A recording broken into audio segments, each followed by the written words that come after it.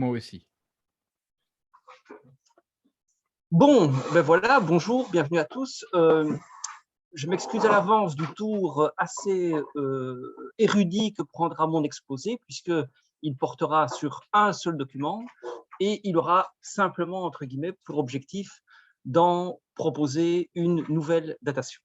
Alors, le document, c'est ce Manuscriptorum Index, donc un catalogue des manuscrits de l'abbaye de Floreffe, qui a été édité en 1734 par Charles-Louis Hugo, qui était abbé d'Étival, un catalogue qui jusqu'ici n'a guère retenu l'attention des chercheurs. J'y reviendrai un tout petit peu tout à l'heure. Je voudrais montrer au cours de mon exposé que ce catalogue édité en 1734, en réalité, n'a pas été établi ex nihilo au début du XVIIIe siècle. L'examen du document, de son contenu et de sa structure invite en effet à y distinguer différentes couches, différentes strates, qui correspondent à autant d'états de la collection de livres et aussi sans doute à autant d'étapes de la confection du catalogue. Et donc je pense qu'on a ici en fait un catalogue à plusieurs étages, si je puis dire, dont le premier étage, l'état primitif si vous préférez, doit dater des alentours de 1200. Si mon hypothèse est fondée, ça signifie que ce catalogue est le plus ancien catalogue médiéval de bibliothèque conservé pour les monastères prémontrés de Belgique. En fait, il y en a un autre seulement qui date de 1400. Mais si on prend le cas de la France, qui est plus large, la France, c'est quand même environ 160 monastères prémontrés, eh bien, on connaît aujourd'hui 2 catalogues du XIIe et, je crois, 5 du XIVe siècle. Donc, voilà, ma découverte, enfin ce que je pense être ma découverte, ça ne va pas faire le buzz sur Internet, mais tout de même, ça permet d'augmenter un corpus documentaire qui jusqu'ici n'est pas très développé. Alors, quelques éléments de contexte tout d'abord pour planter le décor. Ce catalogue de manuscrits provient de l'abbaye de Floreffe. Vous avez à l'écran une photo de l'abbaye de Floreffe, située sur la Sambre, abbaye fondée en 1121 par saint Norbert, le fondateur même de l'ordre de Prémontré. C'est la 3e abbaye fondée par Norbert, donc une des plus anciennes. C'est aussi une des abbayes les plus riches du Namurois, probablement la plus riche du Namurois. Elle a été très richement dotée par le comte de Namur et par ses vassaux en 1121, au moment de la fondation. Il y a d'autres indices de cette puissance. Le fait que Floreffe possède plusieurs prieurés, notamment un à Postel, donc dans la province d'Anvers, géographiquement assez éloigné. Le fait aussi que l'abbaye contrôle une bonne trentaine de paroisses, et le fait enfin que depuis le début du XIVe siècle, Floreffe est à la tête d'une des provinces de l'ordre. Alors c'est une petite province, c'est une quinzaine de monastères, mais tout de même.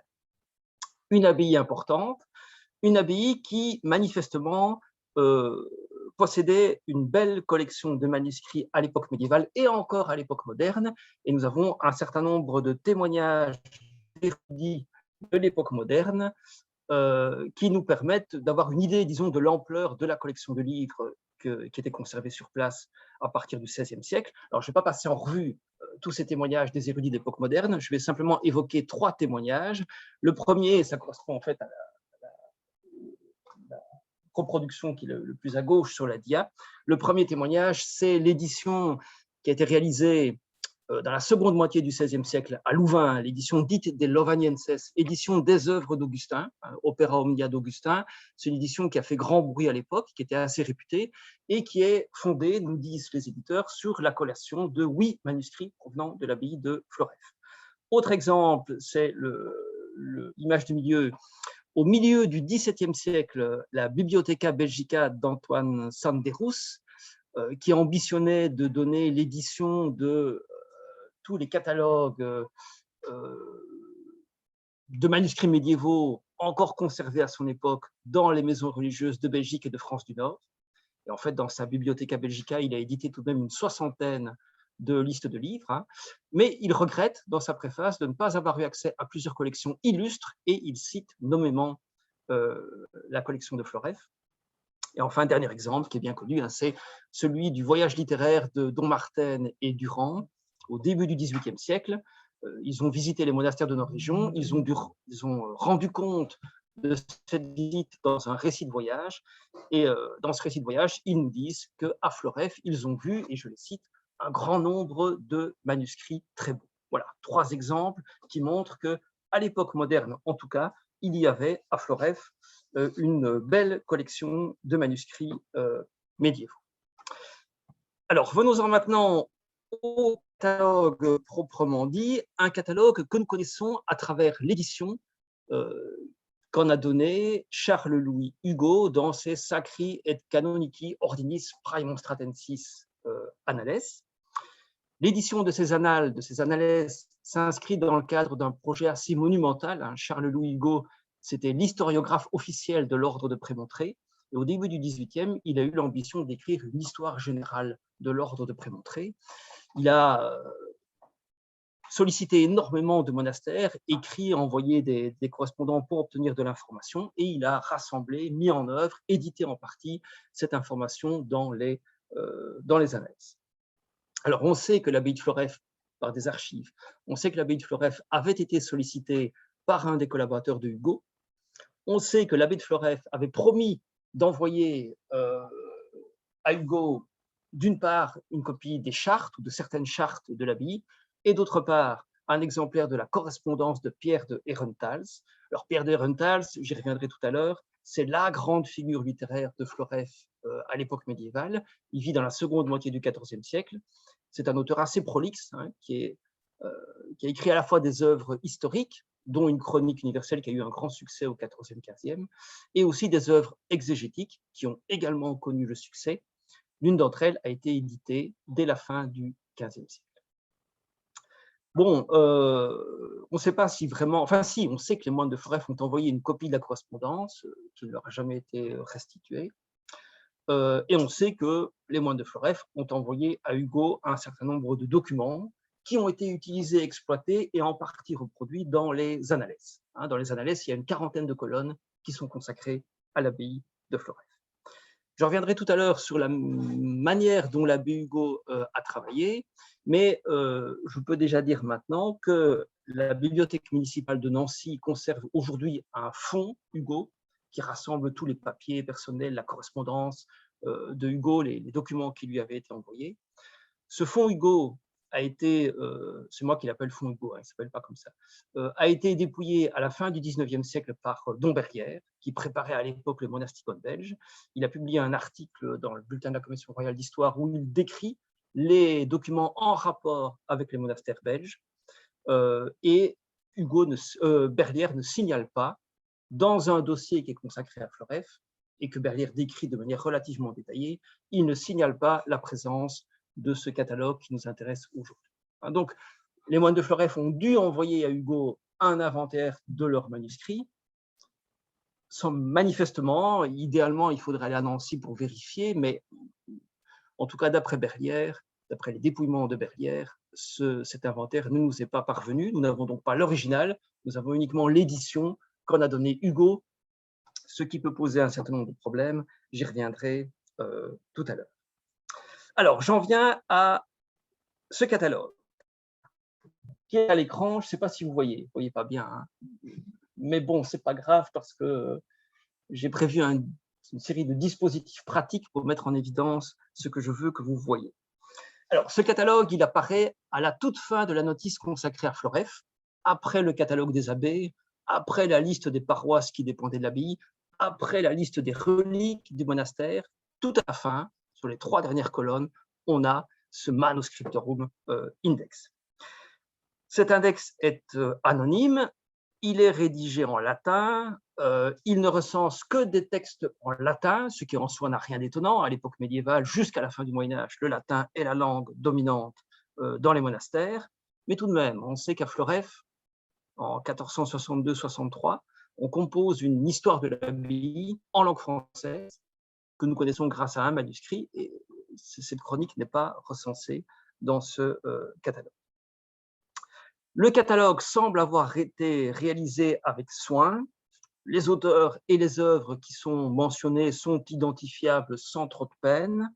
Et pour autant qu'on puisse en juger, il n'y a pas d'erreur d'attribution, il n'y a pas d'erreur d'identification, ou plutôt il y en a très peu. J'en ai repéré 2 en fait. Alors, la deuxième, c'est celle qui se trouve dans la troisième colonne, c'est plus une coquille où on a inséré par erreur le mot Praemonstratensis, ce qui pourrait laisser croire que le frère Antoine, dont il est question, appartient à l'ordre de Prémontré. Mais vous voyez que vous devinez qu'à la ligne en dessous, on indique qu'il appartient à l'ordinis praedicatorum, praedicatoris ici, donc il y a eu une erreur là, une petite coquille. Plus étonnant, c'est à la deuxième colonne, donc ici, dans une série de textes qui sont attribués à raison à Grégoire le Grand, on retrouve les décrétales.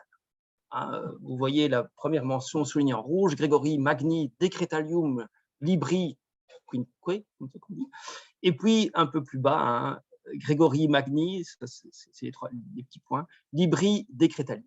Bon, à ma connaissance, Grégoire n'a pas écrit de décrétale. On pourrait peut-être supposer une erreur de déchiffrement. Il s'agissait peut-être des dialogorum, des libri dialogorum plutôt que des decretalium libri. Mais il y a 4 livres des dialogues de Grégoire le Grand. Ici, on parle de 5 livres. Donc, je ne sais pas, épipalographiquement, je ne suis pas sûr qu'on puisse confondre l'abréviation de dialogorum et de decretalium.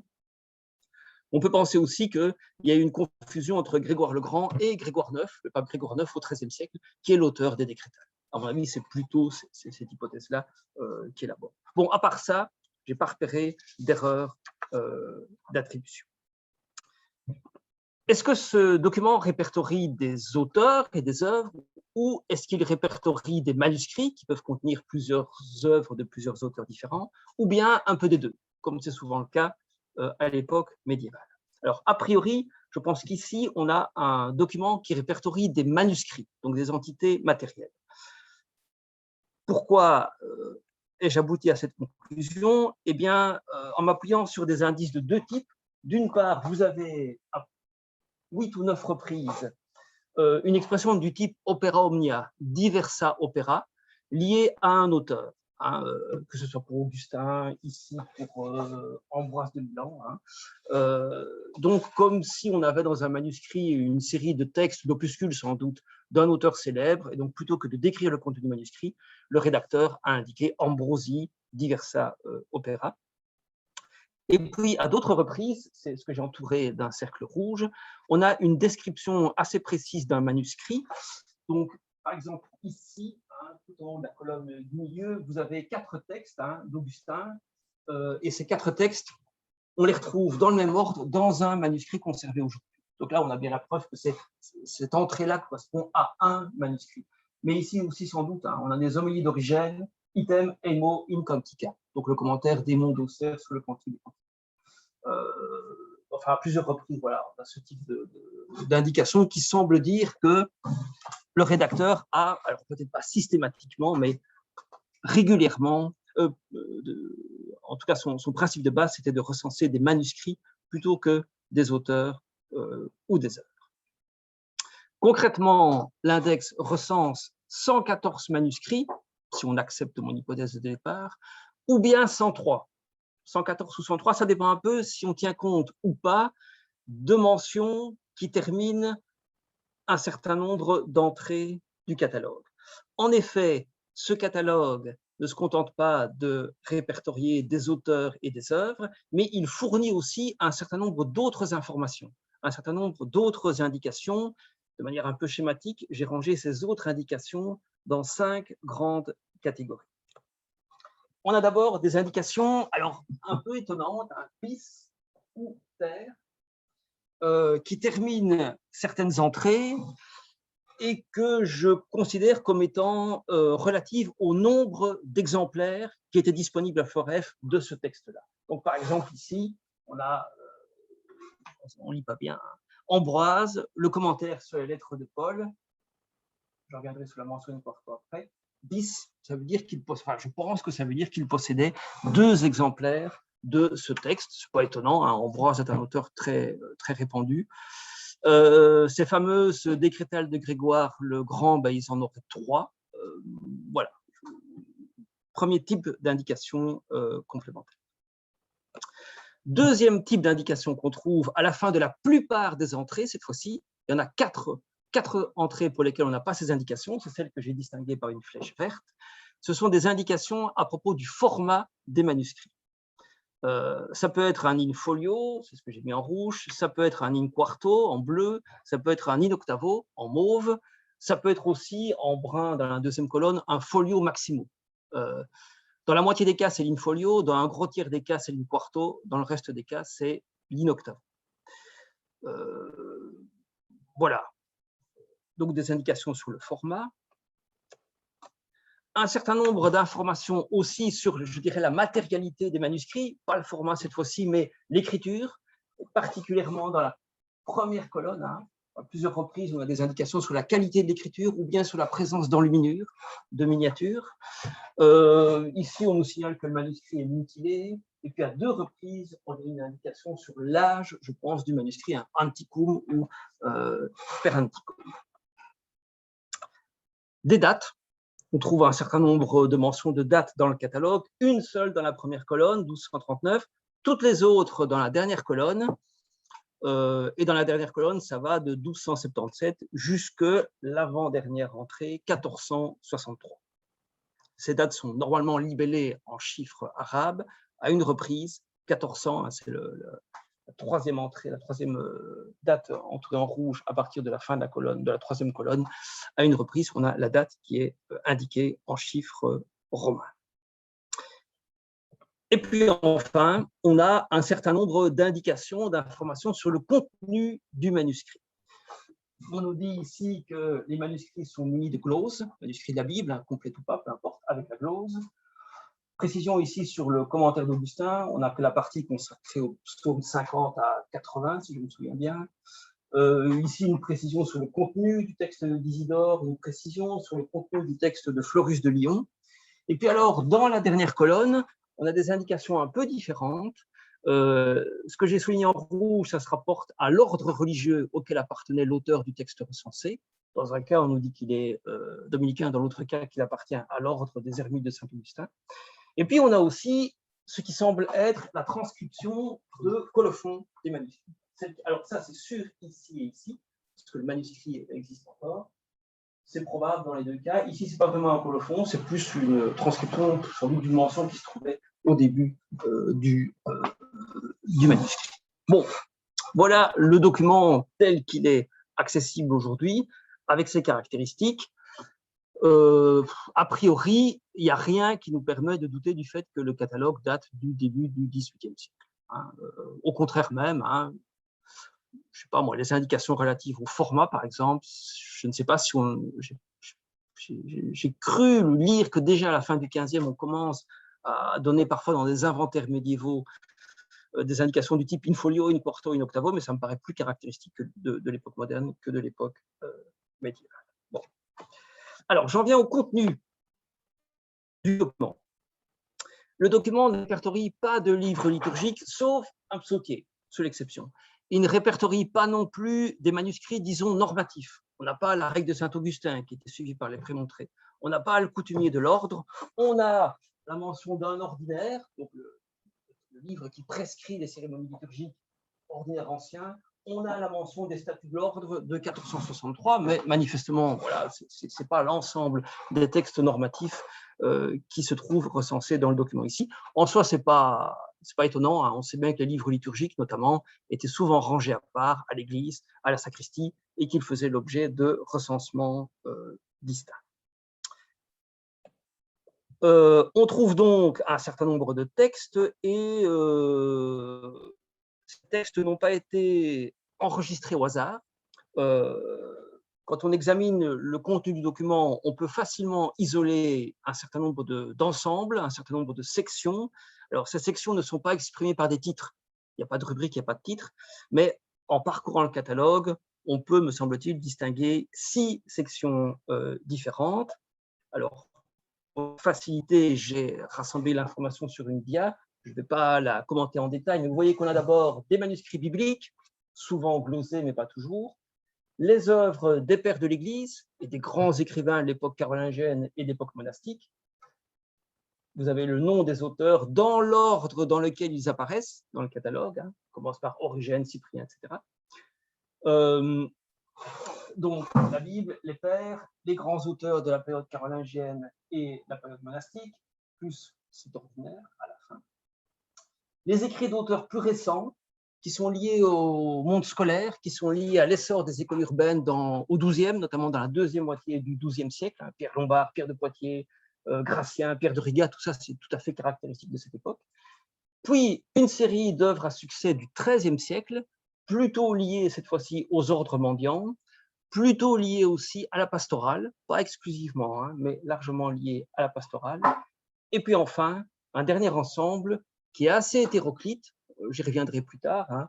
On a les textes de Pierre de Herentals et puis des auteurs depuis la fin de l'Antiquité jusqu'au seuil de l'ère moderne, puisque le dernier auteur enregistré, enfin, l'auteur le plus récent enregistré, c'est Calpinus, que vous ne connaissez peut-être pas, que moi je ne connaissais pas, qui est un auteur vraiment de la toute fin du XVe et du début du XVIe siècle, hein, qui est l'auteur d'un dictionnaire.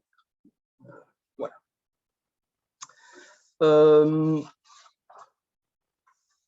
En somme, une bibliothèque monastique, en tout cas pour les 4 premières sections, assez classique, hein, qui n'offre rien de très extraordinaire.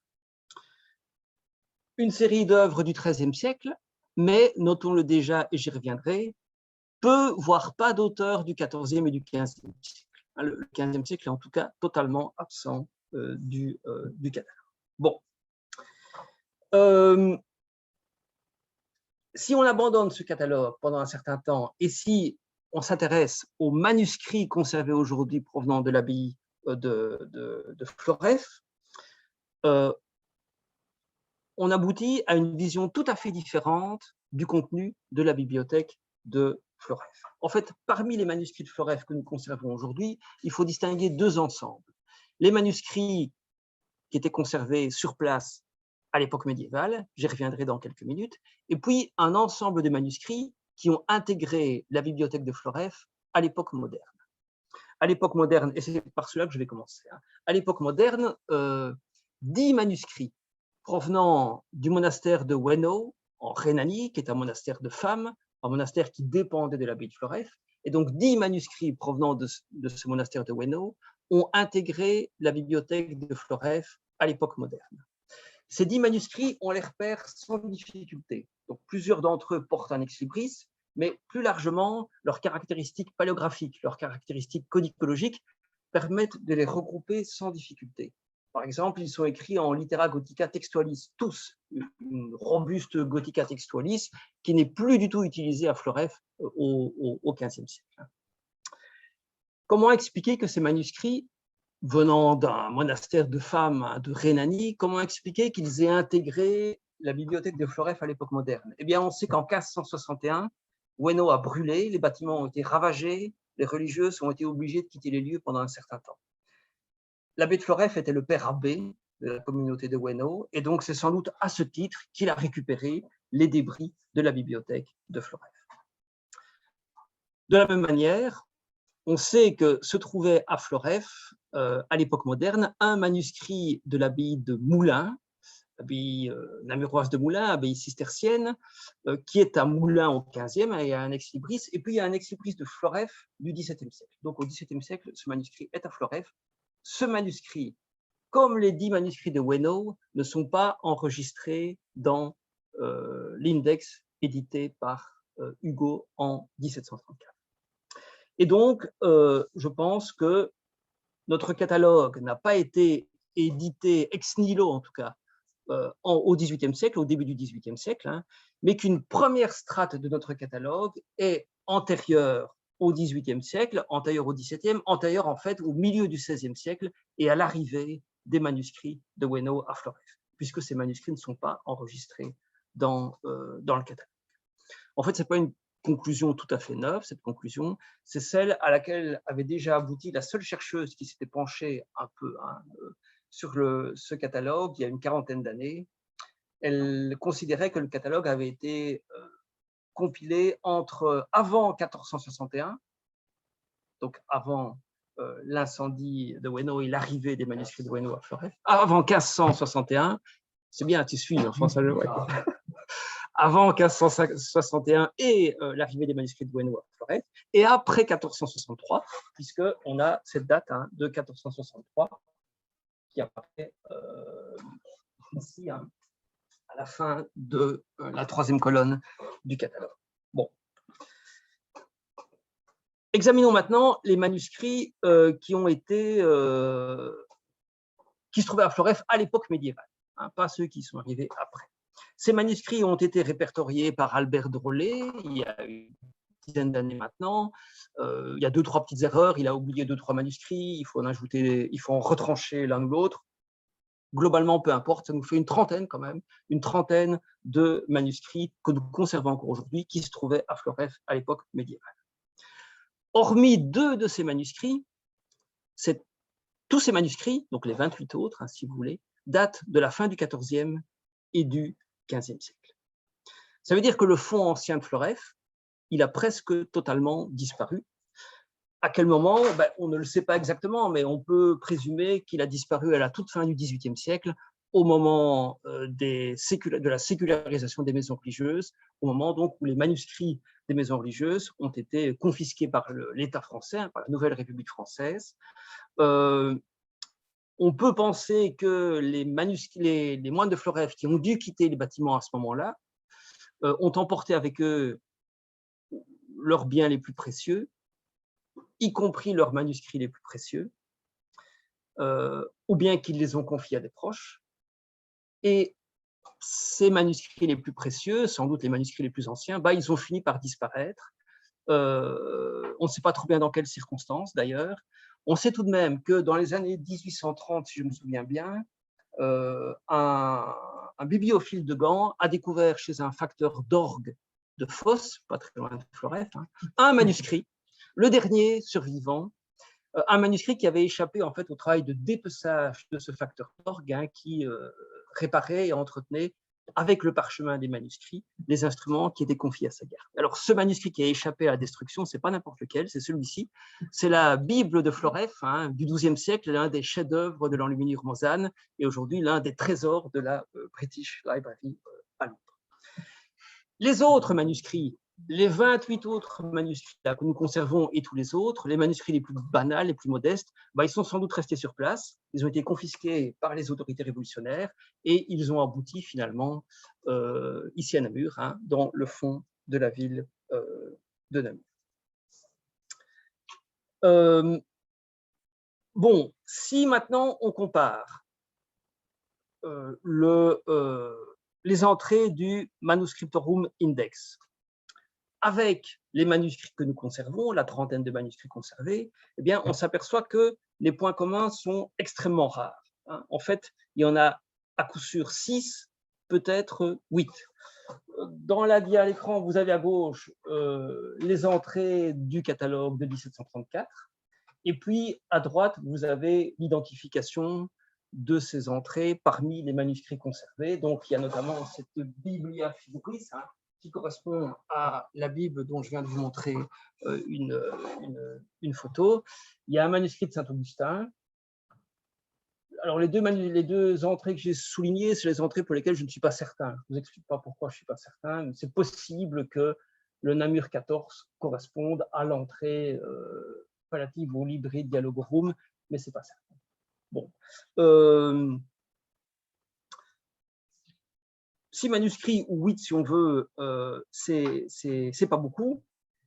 Et ce qui est notable aussi, c'est que sur ces 6 manuscrits, 4 sont des manuscrits antérieurs au milieu du XIVe siècle, notamment la Bible de Florès ou le manuscrit de Saint-Augustin. Par contre, il y en a 2, c'est vrai, celui-ci et celui-ci, qui sont des manuscrits du XVe siècle. J'y reviendrai tout à l'heure. Ça veut dire que tous les autres manuscrits de Florès conservés, qui datent pour la plupart de la fin du XIVe et du XVe siècle, tous ces manuscrits qui sont exclus de l'index manuscriptorum. Ils n'ont pas été enregistrés dans l'index manuscriptorum. Alors, ce sont des manuscrits qui sont assez caractéristiques. Vous avez un exemple ici. Ce sont des manuscrits en papier, d'apparence assez modeste, transcrits à la hâte, dans une litera gothica cursiva, à peu près dépourvue de décoration. Ce sont des manuscrits qui ont été, pour une part en tout cas, copiés, non pas à Floreffe, mais dans les paroisses ou dans les prieurés qui dépendaient de l'abbaye de Floreffe. Ce sont des manuscrits qui contiennent pour l'essentiel des textes relatifs ou qui sont utiles pour la cura animarum. Ce sont des recueils de sermons, des recueils d'exemplats, des ouvrages sur la messe, des manuels de confesseurs, etc. Des textes qui datent pour la plupart du XIVe et du XVe siècle, qui sont donc assez récents. Il y a là un contraste avec l'image que nous donne le catalogue de 1734, hein, surtout des œuvres antérieures au XIIIe, et puis ce qu'on voit dans les manuscrits conservés. Et ce sont des manuscrits qui, à coup sûr, se trouvaient à Floreffe à l'époque moderne, puisqu'ils portent sur leur dos des motifs décoratifs qui sont tout à fait caractéristiques du travail de l'atelier de reliure de Floreffe ou d'un relieur actif à l'abbaye de Floreffe au XVIIIe siècle. Sur la base de ces informations-là, je pense qu'on peut reculer encore la date de confection du catalogue, en tout cas la date de confection du premier état du catalogue. Non seulement il est antérieur à 1561 et à l'arrivée des manuscrits de Bueno à Floreffe, mais en outre, il doit être certainement antérieur aux dernières décennies du XIVe siècle, puisque quasiment tous les manuscrits de Floreffe que nous conservons, qui datent de la fin du XIVe ou du XVe siècle, ne sont pas enregistrés dans l'index manuscrit. Voilà. Alors, dernière étape de mon exposé, je vais maintenant essayer de serrer d'un peu plus près la date de confection du premier état du catalogue originel. Vous allez voir qu'ici, il y a une part d'indécision, une part d'incertitude, une part d'hypothèse. Hein. Je vais vous proposer un scénario, mais ce scénario, sans doute, est critiquable sur l'un ou l'autre point. Auparavant, il faut résoudre une question préjudicielle, une question qui concerne la structure du Manuscriptorum Index. Vous vous rappelez la structure, hein, la Bible, les pères de l'Église, les auteurs monastiques, les auteurs liés à l'école, les auteurs du XIIIe, plutôt des mendiants, et puis un ensemble assez hétéroclite. Si on élimine la première section, les manuscrits bibliques, et la dernière section, assez hétéroclite, on a en fait 4 sections, donc de la section 2 à la section 5, on a 4 sections où les auteurs et les œuvres se suivent dans un ordre qui est grosso modo un ordre chronologique. Déjà, les pères, les auteurs monastiques, l'école et les mendiants, c'est globalement chronologique, mais ce qui est frappant, c'est dans la section réservée au texte patristique, c'est frappant de voir à quel point l'auteur a respecté l'ordre chronologique, c'est-à-dire les dates de vie et de mort. Ouh, je suis trop loin, non? Les dates de vie et de mort. Voilà. Les auteurs. Origène, c'est en effet le premier qui meurt, je ne sais plus quand. Cyprien, Eusèbe, Ambroise, Jérôme. Chrysostome, là, il fait une erreur. Jérôme meurt en 420, Augustin 430, Jean Chrysostome 407. Il y a une petite erreur. Mais par exemple, Grégoire le Grand 604, Patérius 607. Hein, donc, il est vraiment assez précis. Et ici aussi, pour les auteurs du XIIIe, c'est vraiment une succession, sauf à une reprise, il se trompe, hein, mais il respecte vraiment de manière très précise l'ordre chronologique. Or, les travaux menés par Anne Bondel-Souchier il y a quelques années sur les catalogues de bibliothèques prémontrés de France, travaux dans lesquels elle avait utilisé les annales de Hugo, eh bien, ces travaux ont montré que Hugo lorsqu'il ne se contentait pas de reproduire les listes de livres qui lui avaient été envoyés, mais qu'il les retravaillait. Alors, il les retravaillait de 2 manières. D'une part, souvent, pas toujours, mais souvent, il regroupait les textes par auteur, et donc il cassait l'unité du manuscrit, premièrement, et deuxièmement, il classait ces auteurs par ordre alphabétique. Et donc, on pourrait se demander si ici, on n'a pas finalement le résultat du travail de Hugo, hein, qui aurait reclassé dans l'ordre alphabétique les différents auteurs de la liste qui lui avait été envoyée. Alors, je ne pense pas que ce soit le cas pour 2 raisons. D'une part, parce que, je vous l'ai dit, les entrées ici semblent être organisées autour des manuscrits. On a plusieurs indices qui nous le montrent. L'unité de compte du catalogue de Floref, c'est le manuscrit, ce n'est pas l'auteur et ce n'est pas le texte. Et puis d'autre part, si vraiment Hugo avait reclassé dans l'ordre alphabétique tous les auteurs, on ne s'expliquerait pas la dernière rubrique ici, où on a vraiment un peu n'importe quoi. On a Calpin, juste après Flavius Joseph, dans l'Antiquité, et juste avant Calpin, Julien de Tolède, un auteur de la fin de l'Antiquité. Chronologique, pardon. Oui, chronologique, oui, pardon. C'est bien, tu suis toujours, je vois. Voilà, donc, il me semble plus raisonnable de renoncer à l'idée d'une intervention de Hugo sur ce catalogue, ou alors d'une intervention à la marge. On peut imaginer peut-être que quand il a reçu la liste de Floref, il y avait peut-être des rubriques qui marquaient les sous-divisions et qu'il a reclassé dans l'ordre les manuscrits patristiques. C'est une hypothèse, j'en sais. J'en viens donc maintenant aux différentes étapes de la confection de l'index. À mon avis, un premier catalogue, en tout cas le premier que nous puissions atteindre, un premier catalogue a dû être dressé à une date qui reste indéterminée, mais qui pourrait remonter aux années 1200, au moment où l'abbaye fondée en 1121 avait eu la possibilité de se constituer une belle bibliothèque. Dans sa structure d'ensemble, le plan de notre catalogue correspond assez bien à ce qu'on trouve dans les bibliothèques monastiques à l'époque. La Bible d'abord, les pères de l'Église et puis les auteurs plus récents. Et puis, rappelez-vous, on a ici on a la Bible, les auteurs patristiques et puis patristique et monastique, et puis juste après, un certain nombre d'auteurs liés aux écoles urbaines, comme Pierre Lombard, je vais le lire ici parce qu'on le voit mieux, comme Pierre Lombard, comme Pierre de Poitiers, comme Pierre Riga également, des auteurs de la fin du XIIe siècle. Et la fin du XIIe siècle, ou en tout cas la deuxième moitié du XIIe siècle, c'est aussi le moment où les Bibles glosées se répandent un peu partout dans les bibliothèques. C'est un phénomène assez typique de la deuxième moitié du XIIe siècle. Et rappelez-vous, ici, on a une série de Bibles munies de gloses, avec une indication précise. Et donc, je pense que la première, la deuxième, la troisième et la quatrième section de la Bible jusqu'aux auteurs de l'école, jusqu'à la fin du XIIe siècle, ça forme le premier état, l'état primitif du catalogue. C'est ce qui se trouvait à Floref vers 1200, c'est le fond primitif de l'abbaye de Floref.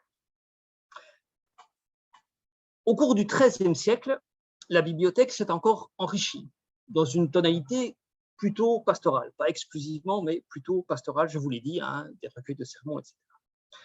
Le catalogue a peut-être été tenu à jour au fur et à mesure des acquisitions opérées par la communauté, mais on peut aussi penser que les ouvrages du XIIIe siècle qui se trouvent dans notre catalogue, qui correspondent à la 5e section, on peut aussi penser que ces ouvrages ont été intégrés d'un bloc, en tout cas une partie d'entre eux, d'un bloc à l'occasion d'un récolement, peut-être à l'occasion d'une réorganisation de la bibliothèque. Un détour par les archives, mais en tout cas en lumière, mais en tout cas en évidence, une phase de mise en ordre des archives à Floref à la toute fin du XIIIe siècle. À la fin du XIIIe siècle, à Floref, on réalise un très beau cartulaire. Vous avez un feuillet à l'écran en 1292. La confection de ce cartulaire s'accompagne d'une réorganisation des archives. Nathalie Verpeau avait bien mis en évidence tout cela. Eh bien, on peut penser que peut-être à la même époque, fin du XIIIe ou au début du XIVe siècle, on a aussi réorganisé la bibliothèque, ou en tout cas, on a procédé à un récollement des manuscrits que l'on possède. Quoi qu'il en soit, par la suite, le catalogue a été abandonné. Et il est vrai que le début du XIVe siècle constitue pour Floref une époque très difficile. Première moitié du XIVe siècle, c'est une période de crise, à la fois crise de gouvernement, les abbés se succèdent à un rythme très rapide, crise aussi au niveau du respect de la règle disciplinaire, si on veut. Et il faut attendre l'abbatiat de Thierry de Warnant, au milieu du XIVe siècle, pour avoir un redressement à Floref. Et donc, dans ce contexte difficile, on aurait délaissé ce catalogue, on ne l'aurait plus tenu à jour. On peut aussi penser, mais les deux explications ne sont pas contradictoires, on peut aussi penser qu'on a tout simplement préféré, à un moment donné, laisser ce catalogue, un catalogue qui était peut-être de plus en plus difficile à utiliser, avec des passages et des annotations, il était plus facilement utilisable, et donc on a peut-être préféré entreprendre un nouveau catalogue. On est au XIVe siècle, c'est le moment où le papier se répand très largement, c'est le moment où l'écrit se banalise très largement aussi.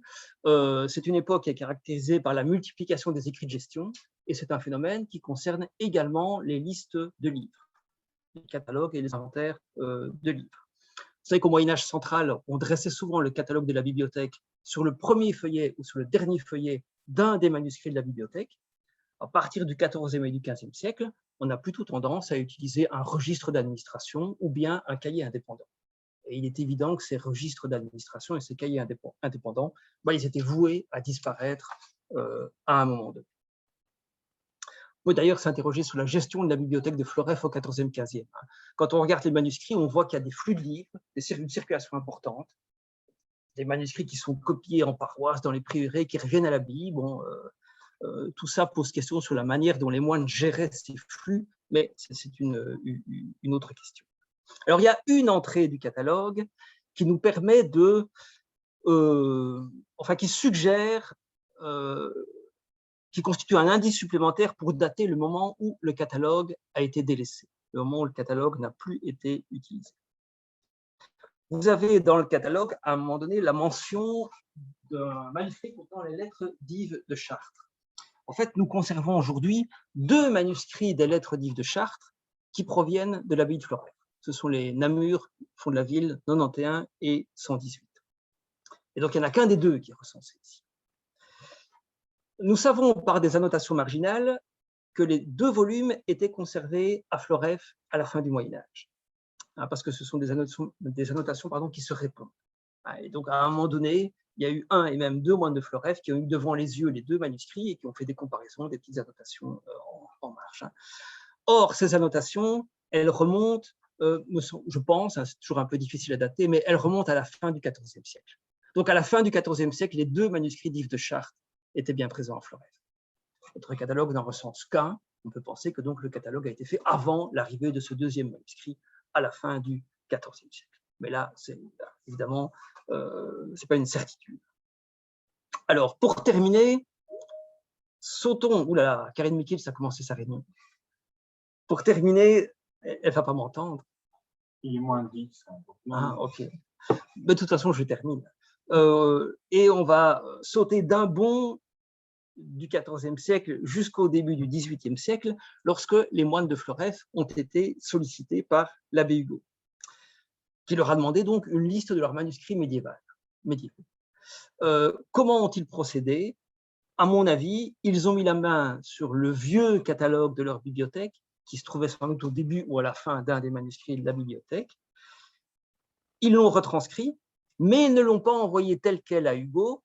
À l'aide de ce catalogue, ils ont parcouru les rayonnages de leur bibliothèque.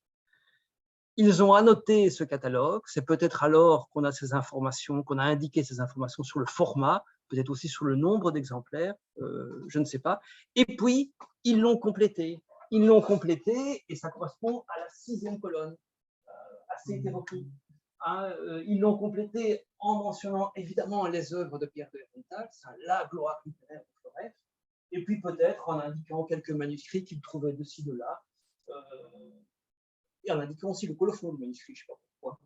Ici et là, ça se frappant, ces 2 manuscrits qui existent encore aujourd'hui, ce sont ces 2 manuscrits du 15e qui sont intégrés à l'Index Manuscriptorum. Je pense qu'il y a un moine de Floreffe qui s'est amusé à parcourir la partie de la bibliothèque qui était réservée ou du grenier, je ne sais pas, qui était réservée aux manuscrits médiévaux et qui a, dans la mesure de ses moyens, autant qu'il le pouvait, essayé de compléter la liste qui était à sa disposition. Il l'a envoyé à Hugo et Hugo l'aura reproduite, donc je pense, à peu près. Voilà. J'ai déjà été, me semble-t-il, assez long, mais je voulais vous donner toutes les pièces du dossier pour que vous puissiez ensuite réagir, éventuellement mettre en évidence des points ou des éléments qui m'auraient échappé, ou bien remettre en question une partie ou toutes les hypothèses que j'ai formulées devant vous. Voilà, je vous remercie pour votre attention.